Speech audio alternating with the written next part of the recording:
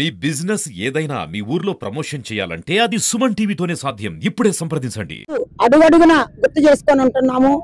ఏ ముఖ్యమంత్రి కూడా రాజశేఖర్ రెడ్డి లాగా పరిపాలన చేసిన వాళ్ళు లేరు. అప్పట్లో ఆరోగ్యశ్రీ చేసి చాలా మంది ప్రాణదానం చేసిండు ఆయన.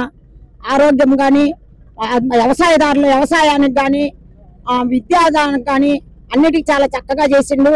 ఆయన్ని ఎవరు కూడా మరవలేరు. చేసిన వాళ్ళు ఎవరు? అమ్మఒడి అనే పథకం తెచ్చిందే కాకుండా మనకిక్కడ పేద విద్యార్థులు అమెరికా పోయి వచ్చారు, ట్రిప్పులకి వెళ్ళారు. అన్నిటి ఆయన డబ్బులు పెట్టి రాజశేఖర రెడ్డి గారు చదివిస్తే విదేశాల్లో ఉండే వాళ్ళు కూడా ఈ రోజు ఆయన బర్త్డే రోజు కానీ, ఆయన చనిపోయిన రోజు కానీ విదేశాల అమెరికాలో కూడా చక్కగా ఆయన వర్ధంతిని కానీ జన్మదినాన్ని కానీ చక్కగా చేసుకుంటున్నారు. అది ఎందుకు చేసుకుంటుందంటే మాకు ఆ రోజు మేము చదువుకోలేని రోజుల్లో రీఎంబర్స్మెంట్ ఇచ్చి మమ్మల్ని చదివించింది రాజశేఖర రెడ్డి గారు. అందువల్ల మేము చదువుకోలేము, ఈ రోజు ఆయనకు వినపడి ఉన్నాము, మేము ఎంతైనా ఖర్చు పెట్టుకుంటాము అనే రీతిలో వాళ్ళు అక్కడ అమెరికాలో ఉన్న వాళ్ళు కూడా, నేను 2 సార్లు వెళ్ళా, అమెరికా వాళ్ళు కూడా అలా మాట్లాడుతున్నారు. మరి ఎవరో ఎన్నో మాటలు చెబుతున్నారు, అవన్నీ తగినవి కాదు. జగన్మోహన్ రెడ్డి కూడా ఇంకా వాళ్ళ నాన్నకన్నా ఒక అడుగు ముందు వేసిండు.